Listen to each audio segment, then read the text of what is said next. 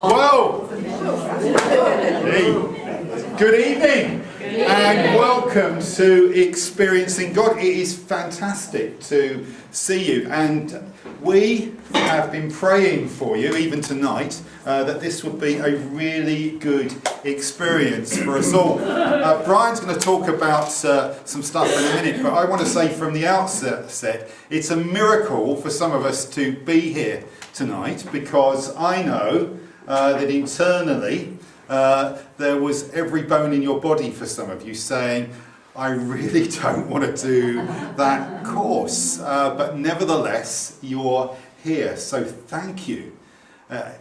I first came across Experiencing God in Toxteth about 10 years ago.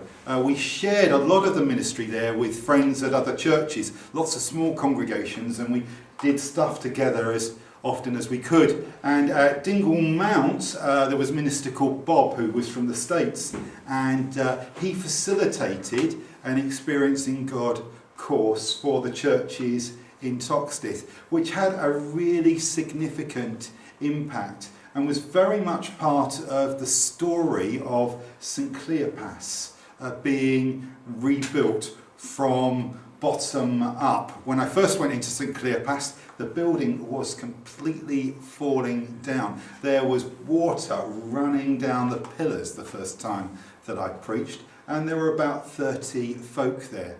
The bishop had asked for the keys back twice, and as they sought God for their future, Experiencing God was a significant milestone for them in discerning where God was taking them in their mission and ministry. So it's going to be quite demanding as well, and we're in table groups. I've encouraged you, if you haven't landed, to land with people that are at your congregation. So we have got a sort of Redgate table at the back with one or two interlopers, but they'll, I'm sure, allow for Maggie to So Michael's there, great to see you, and we've got folk from both 8:45 and 10:45. So the chances are there are a lot of folk here you don't know. One of the reasons we're starting with coffee and cake is I'm really hoping that that will be a time for us to get to know each other. But then I'd encourage you, when it comes to this table time, when we're going to do the course, for you to sit with the folk that you're going to know. You're going to have to put up with them for the next 12 weeks. Now,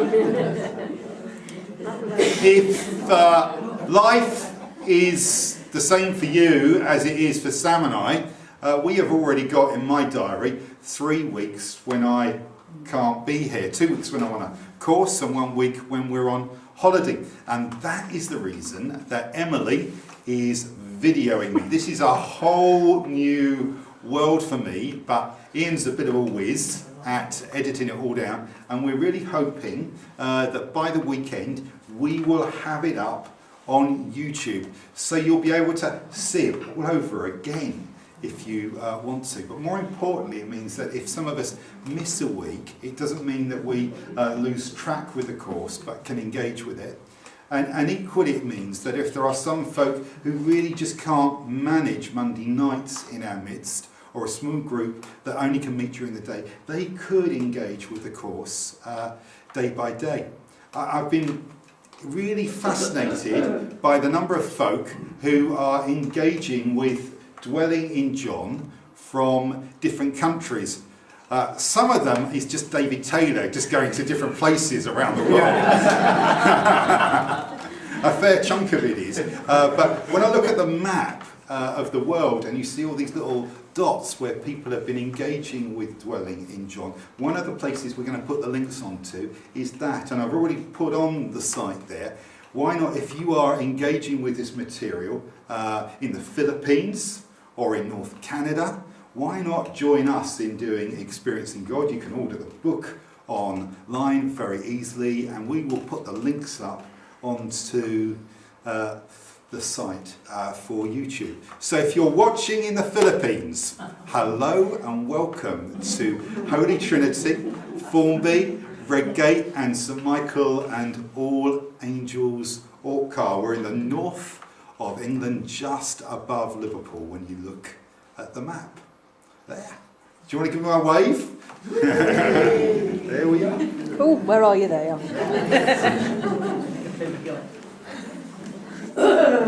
Isn't it amazing that we're living in a completely different world now?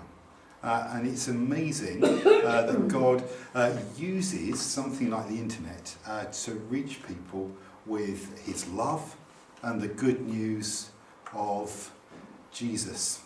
I'm going to hand over to Brian now, who's going to just talk about how we interact a little bit on our tables, and then we're going to have some questions.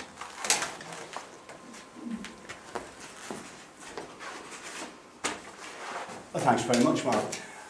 I wonder how many of you would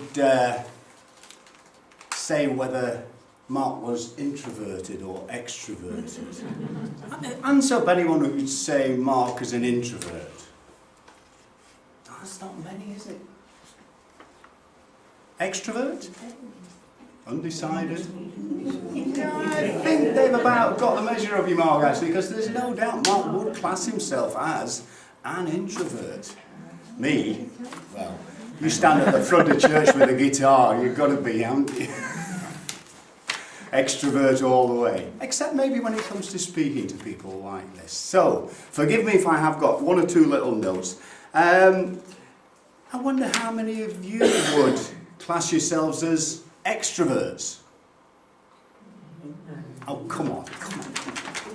Very introverted. Yeah, now, you see, that was bad enough. Just imagine if I'd asked you to ask who would class themselves as introverts. So introverted, nobody would have put their hands up at all. But it means that, according to that, about 95% of you are introverts. And you must have taken, some of you I'm sure, a huge step by coming here tonight. Especially when you arrived and saw the layout as tables, because that can surely only mean one thing. Exams. Table discussions.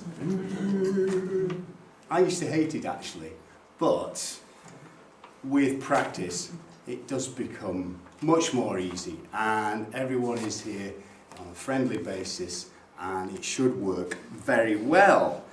Because during this next 12 weeks there will be a bit of expectation to have some conversation around these separate tables between your groups, because that's how this will work. And with that in mind, I'd just like to offer a little bit of advice on best practice that may help us out with these table discussions. Things that will hopefully allow us to leave here every week undamaged by each other. Okay. So first of all, let's just accept at the outset that one or two at least may be a little bit shy, maybe a little bit introverted, or maybe absolutely scared to death and think that the rest of the table don't like them at all. Secondly, even if some of you may be reluctant to say anything in the conversation around the table, perhaps the hardest thing for some, and I'm not looking at anybody in particular here, the hardest thing for some may just be to actually listen. To listen. So the second thing I'd like you to do is, if somebody is telling a story to the group or just having a conversation, a chat, at least speaking, just listen. Listen, listen. It's easy to get carried away and start interrupting, but could we just listen to what they have to say? Now it may be, thirdly, that as we work our way through this, we may find that we want to stop and pray about something, and just pray. A couple of little points with this. We'll only do that together as a whole group, to begin with at least. And we'll only do it if someone asks for that, gives agreement to do that. And lastly, we do need to agree from the outset that what we talk about in our table groups will remain confidential to that group. So we're not going to leave here and start gossiping about one another. Okay, we do need a degree of confidentiality because people will open their hearts in this sort of setting. And we should respect their confidentiality, I think. So, we're going to accept one another for what we are. We're going to listen to what each other has to say. We'll pray when we're requested to do, if necessary, and we'll keep that confidentiality. Is this your table group for the whole 12 weeks? Have a quick look at one another now. Just not so over there. We need to. We would start to go over here to sit by Emma. That's fine, we can. I wouldn't like to set it in stone that it will stay as the group. But actually, the way this course works, you will get a lot more out of it if you do stay in the group that you're starting off as.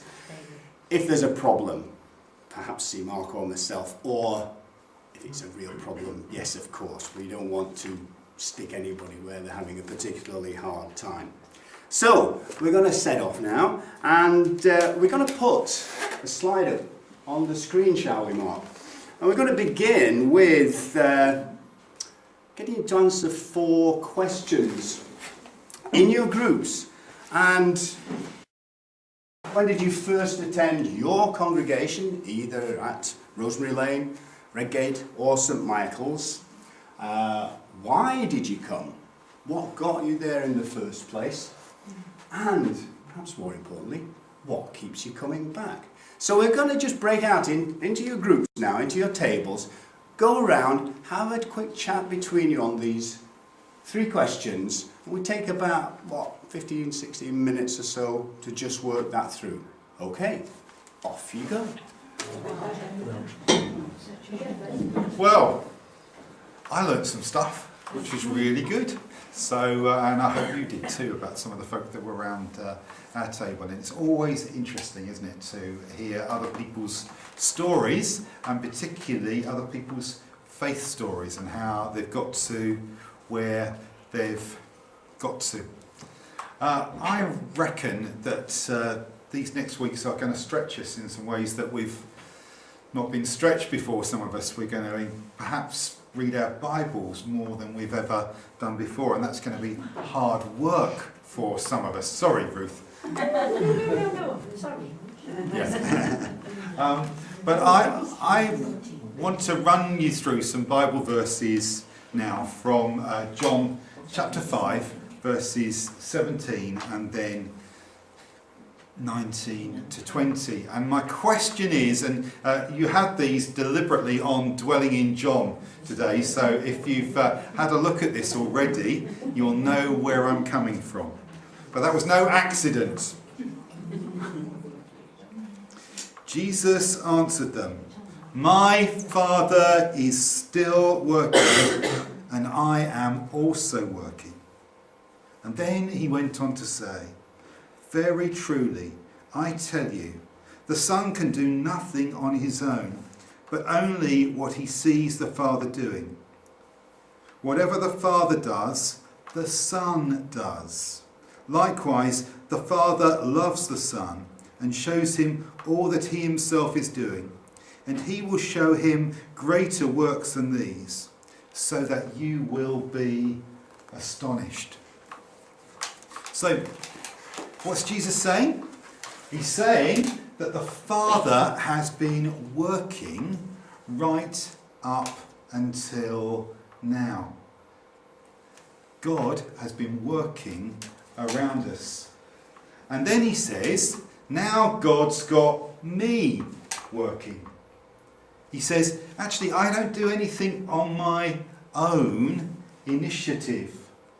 I watch to see what the Father is doing. Thanks, Brian. And then he says, I do what I see the Father doing.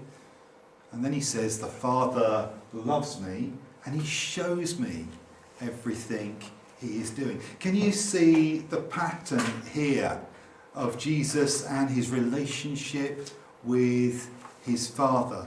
It's extraordinary, isn't it?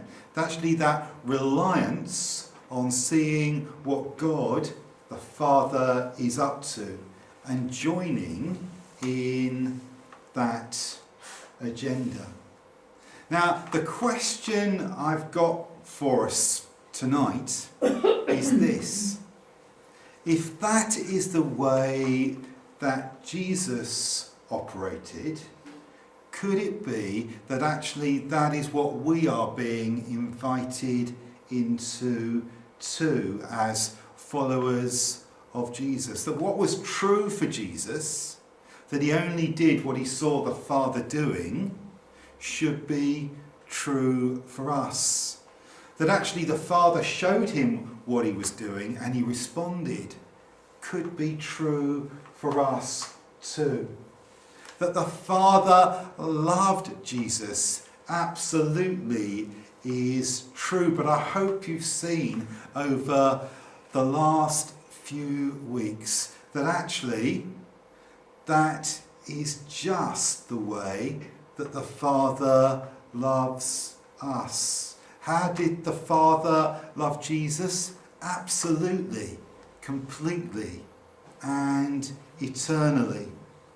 And that's how the Father loves us. It is remarkable. And that's the relationship that we are being drawn into. And that's the premise of experiencing God. If you're at the 10:45 service on Sunday, you've seen this graphic fly around already. And if you've got the Dwelling in John notes, you've seen the unanimated version of it. Experiencing God. This is the basis of the course that we're embarking on. The premise is that actually God is already at work. Down one, Brian. There we are. God is. That's our starting premise. And God is at work amongst us. And the remarkable thing is that he invites you and I to join him in that work. How does that begin? Let's have a look. You know, God is longing to draw us into a relationship which is both real and personal. He longs for that relationship, and he has been longing for it since before the foundation of this world, before the beginning of time. God longs to have a relationship with you and I. And he invites us, each of us, to join him in his work. Now, as I said on Sunday, this is a miles away from what we so often do in church, which is come up with our bright idea and then say, Lord, will you please bless our bright idea? Because God is at work already, and he longs to draw us into his work, and he longs to speak into our lives.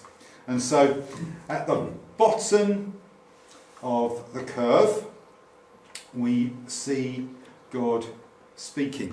Who's that? It's Moses. Yeah, and on the front of your Experiencing God books, which we're going to give out in a bit, there is a picture of Moses. I can't say that I'm over impressed with the covers of these books. They do look terribly dated to my mind. But as someone else has said, if it looks this bad and does that much good, then it really must be. It really must be good. So we'll be giving them out in in a bit, but it's Moses on the front, and that's going to be a key motif for us. We've been looking at that passage quite a lot as different congregations over the last few weeks. God speaking and revealing himself to Moses at the burning bush. So how does God speak to us today? Well, he speaks through prayer. He speaks through his word, the Bible. He speaks through the church. He speaks through other Christians. And sometimes there's just that almost audible nag, in the back of our heads, where God is saying, come on, it's time to move. It's time to move. I was hearing a story just yesterday of a woman who heard that audible voice, get up and go to church. Isn't that remarkable? Get up and go to church. And that's what she did. And God can speak to us in all sorts of ways. He longs to speak into our lives. And part of what experiencing God is all about is making space for that. Now, when God speaks, it always requires a response. Come on, Brian. And I think that response is always to do with a crisis, an internal crisis in us, because when God speaks, it's always to draw us further on into our relationship with him. And that is nearly always scary, isn't it? Yeah? We spoke yesterday, Emily, I interviewed her just about that step of stepping up to go into reader ministry, putting yourself up for the panel to be interviewed, whether you're going to go into that role, and then having to put yourself up for some theological training when you haven't done anything like that for a while. All of that is, a crisis internally for us, because actually when God speaks into our lives, it will demand a response.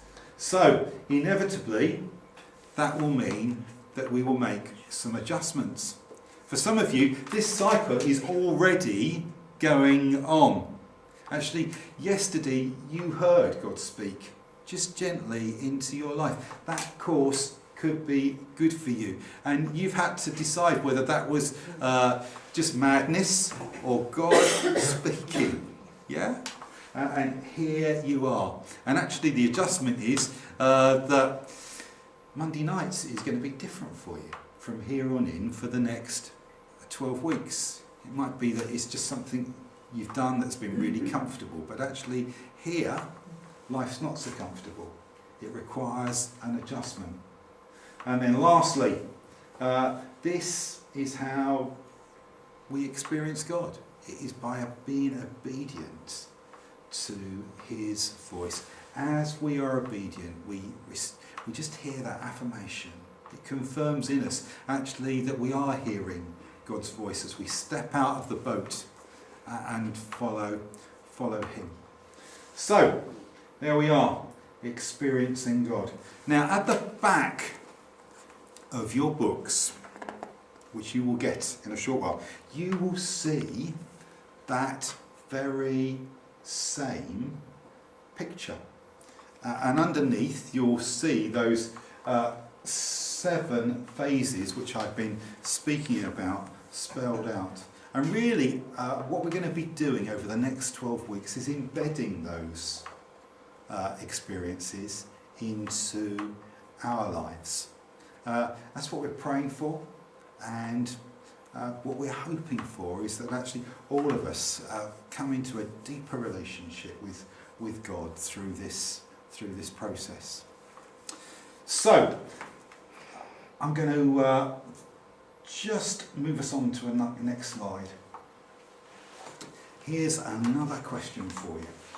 When you hear the phrase experiencing God, what most comes to mind? That must be reserved for vicars, saints and people who are better than me. I thought only people in the Bible experience God.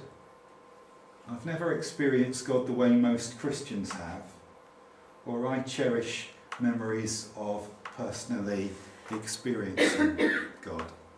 If you could spend a little time talking about that now in your groups, what does experiencing God mean to you? It might be one of those four, or it might be something completely different.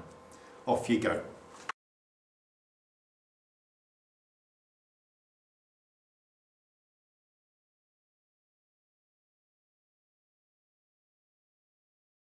Something about these questions or these statements.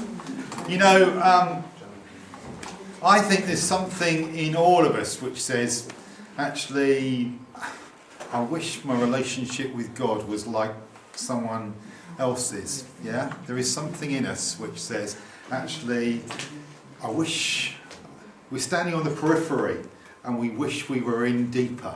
You know, it's a bit like you're watching a small child and they're just watching other children play and they're desperate to go and get involved and they can't. There's something internally stopping them. And I think there's something about that in all of us with our relationship with God. And that shouldn't surprise us, because actually this is what we were made for. We were made for, we designed for a relationship with God.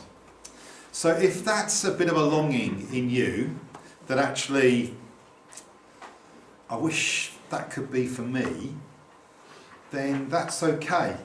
Because I think I felt that quite often. And God knows that, and God longs to meet us in that particular need. And we're just giving them the space to do his stuff in his way over the next 12 weeks. So my experience isn't going to be the same as your experience. We all experience God in a way which is appropriate for us. But what I am absolutely convinced of is that actually God is longing to deepen that relationship with each of us. Now, this is really the sort of in or out moment. We're going to just move on. I'm going to run you through the book and how it works. The book is divided into units, and a unit basically equals a week. And within the week there are 5 days of material. Does this sound familiar? Yes. Yeah? Do you wonder where those 2 odd days go from on dwelling in John? Well, it's something I've learnt through this material, experiencing God. Actually, we all need a bit of a breathing space to catch up. And if the demand is 7 days a week, I know that some of us really struggle with that.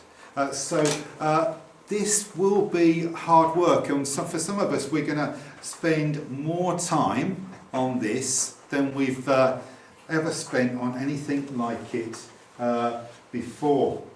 So 5 days a week. I'd encourage you to find a time and a place to go through this material. There'll be times when you need a Bible with you, but what you will find is that often the Bible verses that are referred to are actually in the text. This is good news, because it means that you haven't got to find Habakkuk in a hurry. Yeah, because we all struggle with that one, don't we? Even vicars struggle with that one. I just asked Janet. Yeah, you just asked. Yeah, exactly. Yeah. Now, if you turn to the back, you'll see that there are some cards which are perforated. Yeah? And it says week 1. Now, the idea is that this week you take week 1's card, unaffix it from the perforation and put it somewhere where you will see it.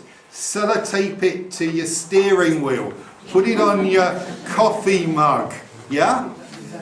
Because what we're going to try and do is learn this verse together, and there are 12 of them, one for each week of the course. So this week, if you're sticking with us, what you'll do is you'll unperforate the card, and that will be your verse for this week.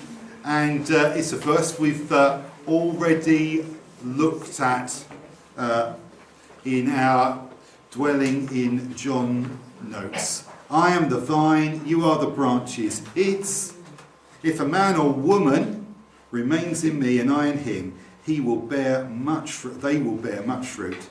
Apart from me, you can do nothing. I'm sorry about the non-inclusive language there, which is a bit glaring these days. Okay, so I reckon 20 minutes a day. It might take you half an hour. What I am saying is, if you've done and dusted it in 5 minutes, you've probably done it a bit quick. Okay?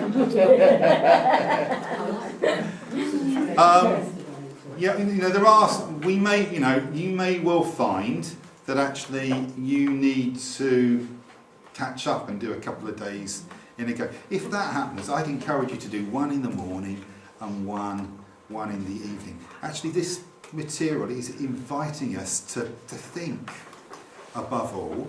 And as you work through this book, you will find that actually it asks of us some really deep stuff. So actually your book is your book. Now it might be tempting for those of us who are with our spouses, okay, to have a quick nosy in theirs. Don't, because this is between them and God. Let's on to the next. Right, so, because actually it demands a little bit of honesty. There is absolutely no point in lying to your book, is there? Okay? You can lie to your vicar. No, but don't lie to your workbook. Let's have a look at page 11, question 5.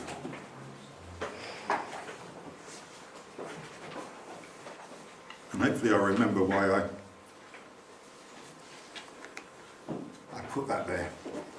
So sometimes actually, if you look at that question, there'll be a response there which you might instinctively go for. I would say no answer's wrong. It's what you are feeling at that time. If you do everything Jesus tells you one day at a time, will you always be in the centre of where God wants you to be? Check your response. And actually what that's doing is making us think. There'll be lots of questions like this. If you turn over the page to 13, you'll see the daily review. And it will basically ask you to do the same thing pretty much every day. What's the most meaningful statement or scripture that you've read today? As you go through, okay, I know a lot of you are phobic to marking your books and your Bibles. This is a workbook. You're meant to mark it as you go. It's not going to stay clean and pristine. My copy of it is falling to bits. I've mislaid it somewhere, but okay. So it'll invite you to just write that down. And then to respond to it. It might invite you to articulate a prayer for that day. Spend time over that. It gives you a daily review. And I would above all say that next week's experience of experiencing God will not be the same for you if you've skimped on this, if you don't do the work. Now, if you're feeling, actually, that's a bit too much for me, Mark, that's okay. But I'm going to get you to have a look at page 270 now. That's abominable. Yeah, we're at the back already. We finished now.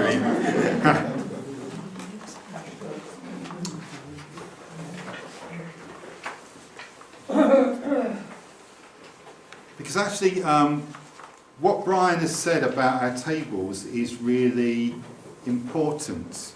And this covenant at the back, and it is a covenant, a promise, is about the way that we do our tables. So actually what we're promising to each other is that we will complete the study of Experiencing God Workbook each week. We'll give it a go. We'll pray regularly for the people that are on our table. Because we're not doing this alone, are we? So actually, God, I'd love you to reveal yourself to me a little bit more. But actually, could you do that for the rest of the folk that are on my table as well? Now, this is great news, because actually what it means is that you're praying for half a dozen folk. But what's the flip side of that? They're praying for you. Absolutely. They're praying for you. Keep confidentiality. As Brian said, it's really important. And be patient. Sam and I have this little acronym which we use quite a lot at home. Okay, it's I can tell you it's not about you, all right? But we use it. EGR. Extra grace required. Okay, and that means that actually when we say EGR, actually that person that we're talking about is just a little bit spiky at the edges, and they do require a little bit of extra grace. But actually, chances are that person needs a little bit of extra grace for me as well. EGR.